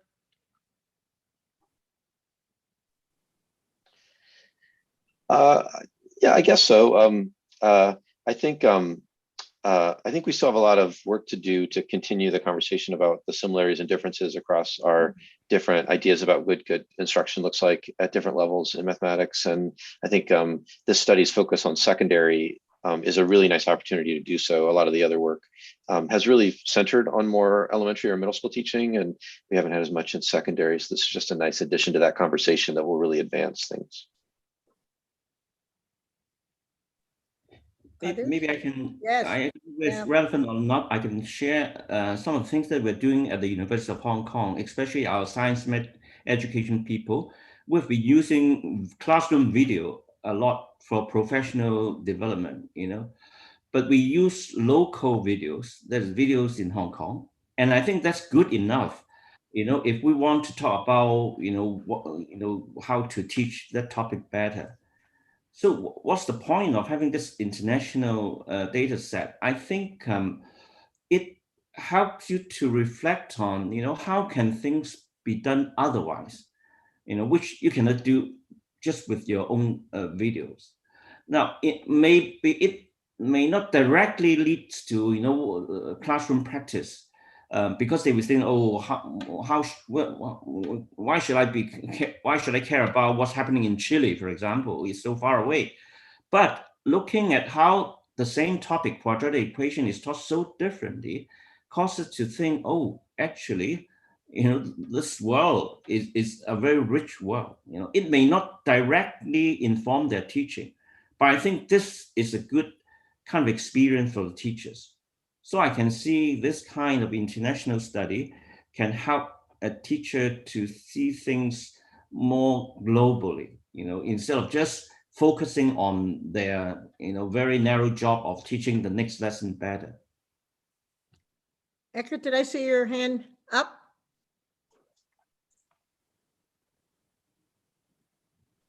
I'd like to give an example, responding to what John and Frederick were just saying.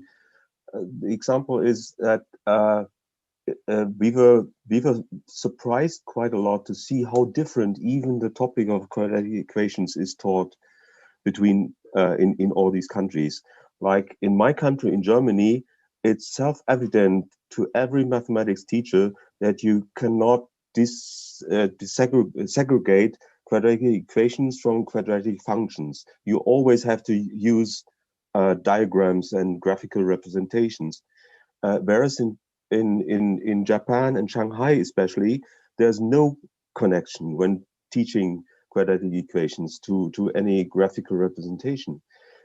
So there's this difference, but also we found out that there's one aspect common to probably the mathematical core of this topic, and this is whether the solution, the kind of solution and the number of solutions, of real solutions, a quadratic equations is been covered at all. And this is in fact something that is most relevant and shows up as predictive for student learning and even student motivation across countries. So this core mathematical aspect is kind of universal, whereas whether you use graphical representations or not is not universal. So we already learned a little bit about universal versus specific kinds of mathematics teaching. Thank you. Great example of maybe this tension is as a caricature of the real world of collaborating and the potential of these data. George, what are you seeing from our attendees as to their burning interest in learning more about the data, the study, the methodology? Otherwise, we've got Kirsty as well with her hand raised. Oh, all right. Well, go ahead. Go ahead, Kirsty. I missed the hand up, and then George will. No, but I can wait. Well, I'll just say one question that has come up is that, more of a general question, is that how can the data and the study improve education?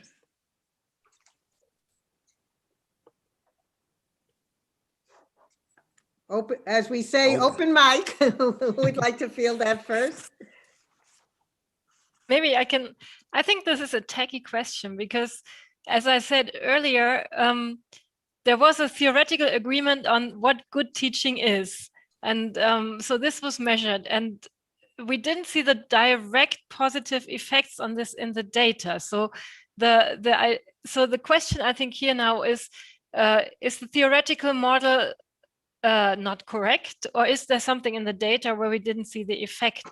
But so I think this is an open question that still needs to be discussed. But apart from this issue, I think, and I think that has been mentioned before, what is really an benefit for practice is that you can see how different teaching can be, and how you can approach, as Eckhart said, how you can approach a topic in different ways. Or I still have in mind the slide Andreas Schleicher showed, how the different methods, group work and individual work and pair work, how different this was between the countries or the systems. So I think the very first issue that practitioners can gain from this is that you don't have to do it the way you're used to do, but there are different options in teaching. And I think this is a very important aspect.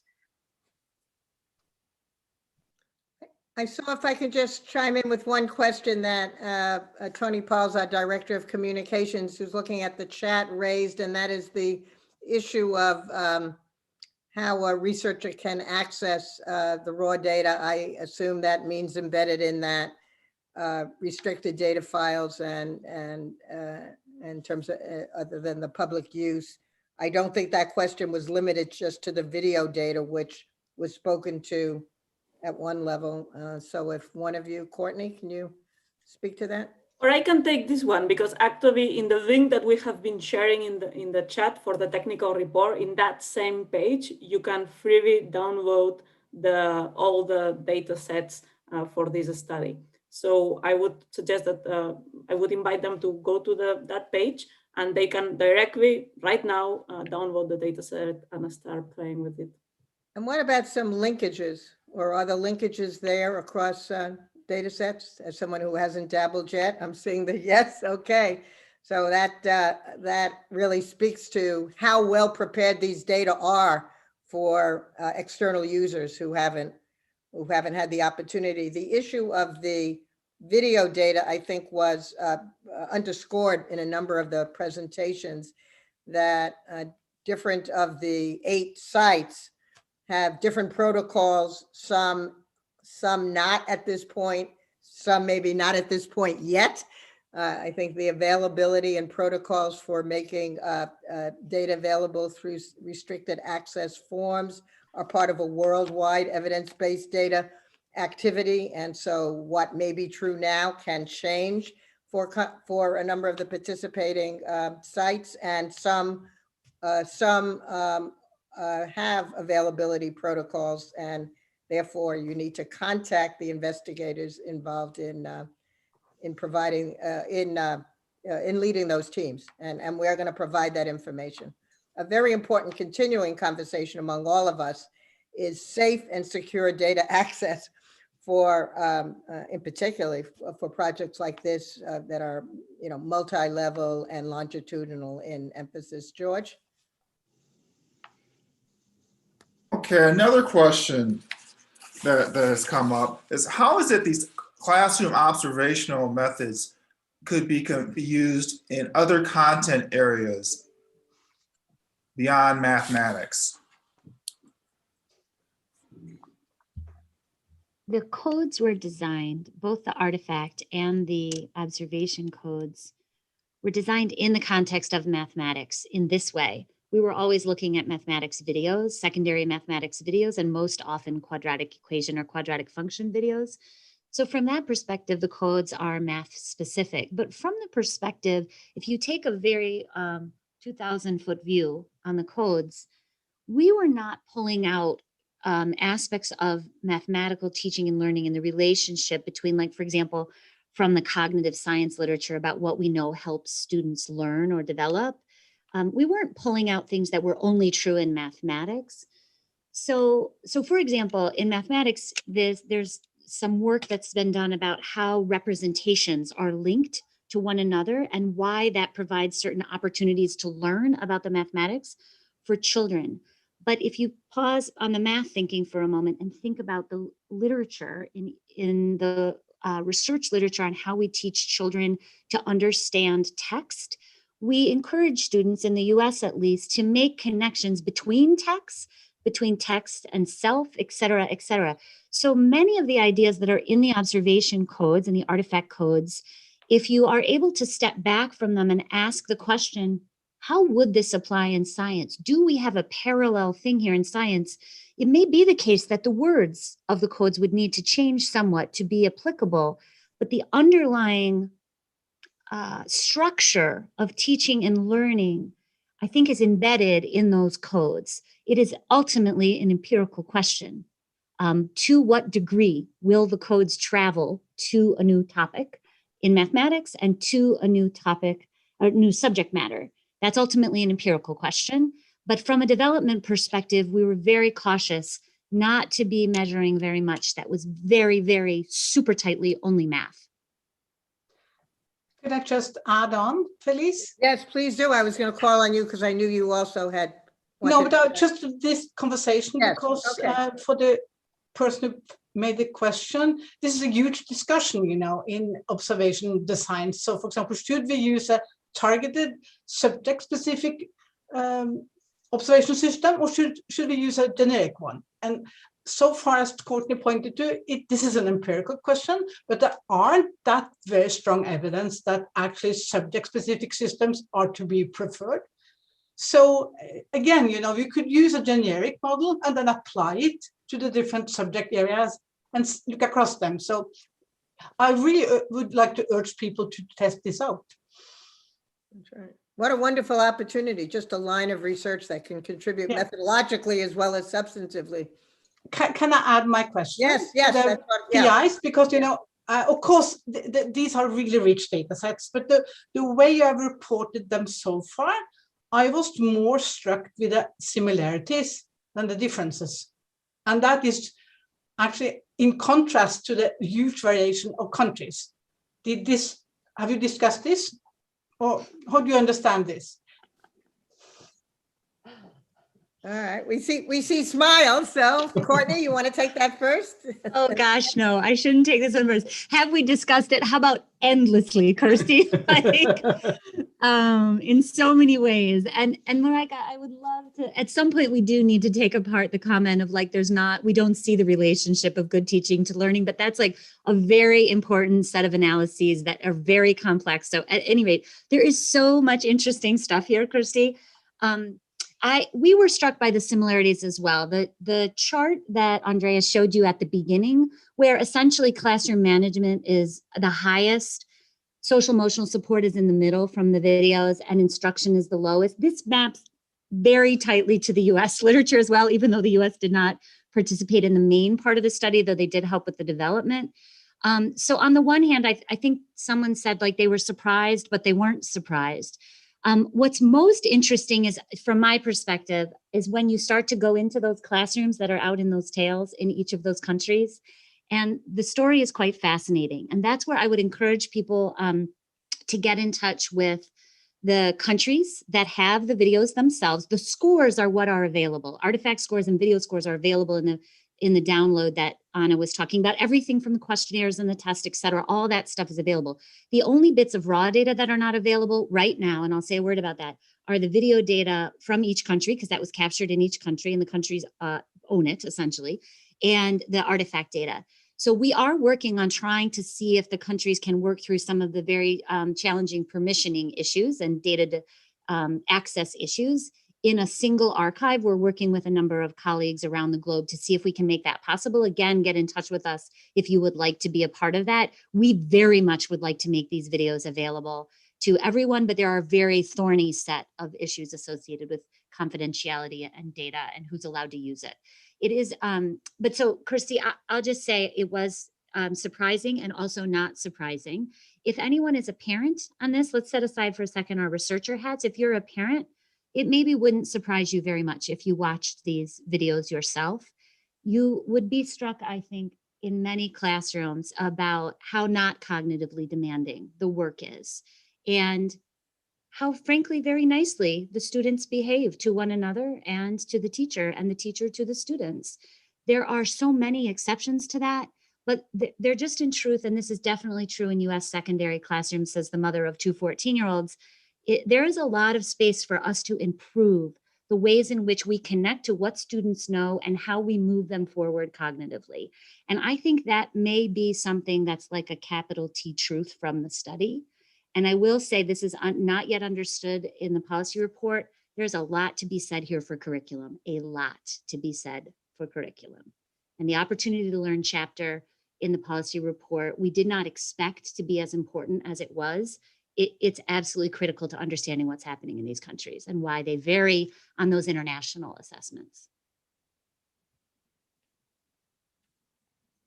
George, is there one more question? And then we'll ask each of our colleagues to give their 20-second takeaway.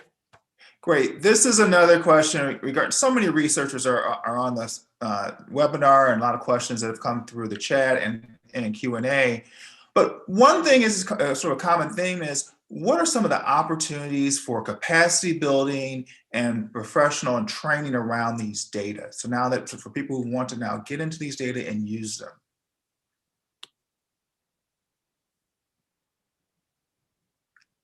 I've seen some smiles. Well, I'll chime in and just say AERA will provide one opportunity that this will, we need to be expanding, as is true of, we don't want to this to be, we as a community, not as AERA or OECD, we're not interested in warehousing these data. We're interested in cultivating communities of use, and that undoubtedly means some forms of workshops, maybe one of our mini courses that run longer and then are in our virtual research learning centers, so that potential users can really drill down with greater intensity. But other ideas and interests?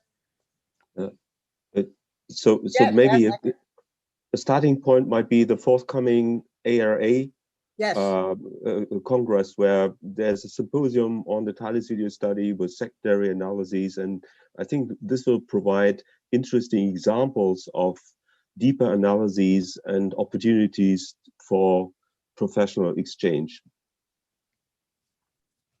Exactly. And it may be that we can do something with a roundtable and talk tables on different aspects of the data or something in addition. And I think the lead researchers and George and I need to kind of caucus about that possibility very quickly. So Anna, do you want to take us around the room? Everybody gets kind of 20 seconds of their takeaway. And this takeaway is really as much about the future as many of these questions were. So Anna? Sure, but it's, oh, you mean my 20 seconds or the closing? Not your 20 seconds, although I'd love to give you 20 seconds, but I think given... we're running out of time, so this time is really short. Let's start with Ekar. You are the one showing up on my top left. You need to unmute yourself, Ekar. Yes, I'm trying. One thing that hasn't been taken up now, but I think is important for the research community, how do we organize the collaboration between the policy sphere and the research sphere in the future?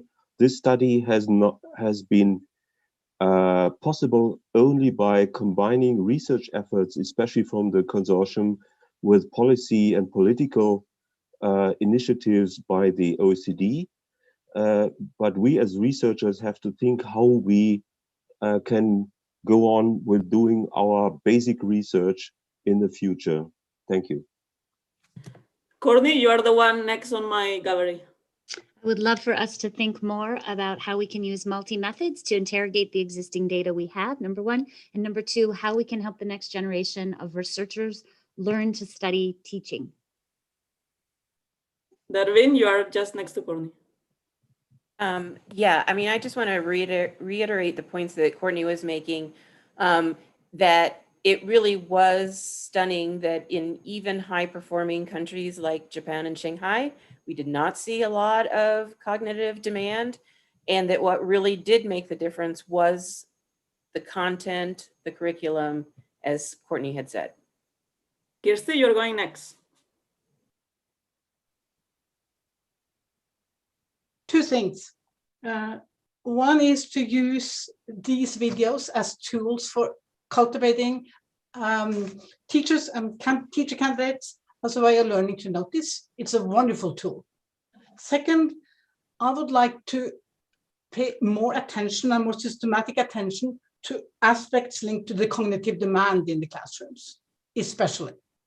And then I just want to say, I'm so glad I wrote up that blue paper for this study. Thank you. Thank you, Kirsti. Jorge? Okay, my view, well, there are many things, but one is we need more international collaboration. We need to test and check different rubrics, I mean, generic and more subject specific, because I think we need to expand these studies in other areas. And also we need to address two problems. One is that relative disconnect with learning and the weak link with professional development. Thank you, Frederick. Just want to repeat my point that I hope more use will be made of using this classroom teaching as the dependent variable, seeing what affects teaching, in addition to using it as an independent variable to explain outcome. Thank you. John? So I remain very interested in the question of what good secondary math instruction looks like and should look like, and whether there's cultural variation for that. And I think this data set provides a really interesting way to begin to think about that question. Marike? Okay, my comment goes beyond math or even teaching, and it's my recommendation for all doing educational research. Make your decisions transparent, share your data, share your instruments. Thank you, Marike, and thank you all. This feels like an electoral debate, and thank you for being so short and succinct. Feliz, over to you. All right, well, I think it's just about over an hour for us to conclude, but this is, I would say, a conclusion along a path together. You can see that that kind of catalyst interaction among our panelists and our lead researchers, the participants who've joined with us today. I just want to thank everyone. We will be looking at the chat. The lead researchers will be going over the chat and the Q&A. There may be some additional, kind of fact sheet that we may be able to offer or guide you to where some of those answers are, and recognize that that participating with us as an attendee or as one of the leads reflecting on the future research opportunities and what the lead researchers are cueing as important areas for future research, with a lot of transparency about that. If I can underscore